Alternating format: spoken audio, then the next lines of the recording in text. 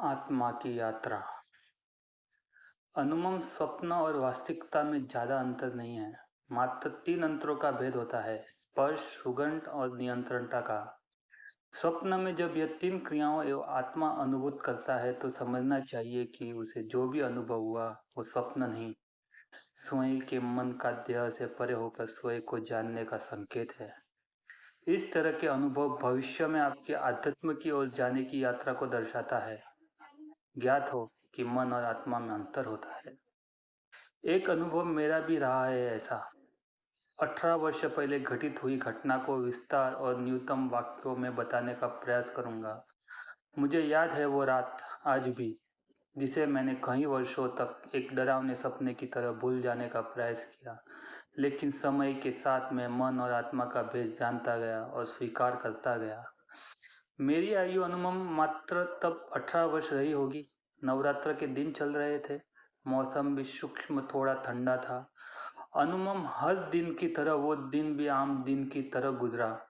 वही रोज की तरह सुबह उठना, काम पर जाना और रात को घर आकर खाना खाना और सो जाना। लेकिन उस दिन शायद मुझे अपने समय से पहले ही आग लग गई और मैं कब गहरी नींद में डूब गया मुझे स्वयं पता न चला। फिर अचानक से मेरी आंखें रात को खुल गई। आंखें भी खुली थी गहरी नींद से, पर न तो मेरे आंखों पर गहरी नींद का कोई भार था और न ही कोई गहरी नींद से टूटी हुई का कोई थकान। मानो कि मैं अभी अभी तरोताजा नहाया हुआ खड़ा हूँ। आंखें खुलते ही मेरी दृष्टि दीवार पर टंगी घड़ी पर गई। घड़ी में सटीक रात के 2 बजे थे। घंटे, मिनट और सेकंड के कांटे एक ही जगह पर थे। उठकर मैं सीधे रसोई घर में गया, मानो कि मुझे बहुत प्यास लगी है। रसोई घर में जाते हुए मैंने अपने रसोई घर को ऐसा कभी न देखा था। उस समय मैं रसोई घर में एकदम अद्भुत दिखाई दे रहा था।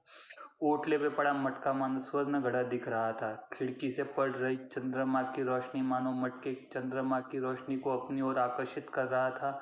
धीमे कदमों से मैं रसोई घर में पहुंचा और कुछ देर तक मैं मटके के समक्ष खड़ा रहा और मटके को एकटक देखता रहा, पर पानी नहीं पिया और पानी पिए बिना ही वापस सोने चला आया।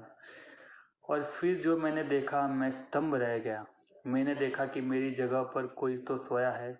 कुछ देर सोचने के बाद मैंने सोचा कि मेरे एक मामा जी जो कि गुजरात रहते हैं और अक्सर कभी कभार देर रात हमारे घर रुक जाते हैं, तो शायद वे ही होंगे। ऐसा सोचकर मैं संतुष्ट हो गया, पर मैं गलत था।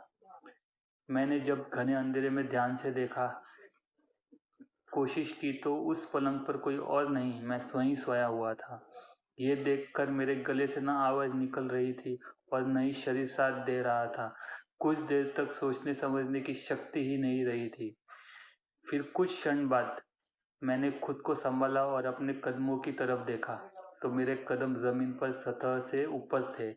सतह पर थे ही नहीं, जैसे कि मैं उड़ रहा हूँ। मेरी गुरुत्वाकर्षण शक्ति खत्म हो गई हो। मैंने फिर डर के किनारे रख हिम्मत जुटाकर मैं पलंग के पास जाकर सोए के पास जाकर सो गया और सोते ही मेरी आंखें फिर से दोबारा उसी तरह खुल गई जैसे पहले खुली थी।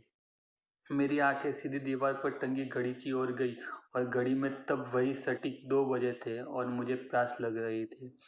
लेकिन मैंने जब रसोई घर की तरफ देखा तो रसोई घर अब वैसा नहीं दिख रहा था जैसा पहले दिख रहा था। घोर अंधेरे में डूबे हुए रसोई घर में जाने की मेरी हिम्मत न हुई और फिर मैं उसी तरह वापस सो गया। अब ये क्या था, महज मेरी भ्रम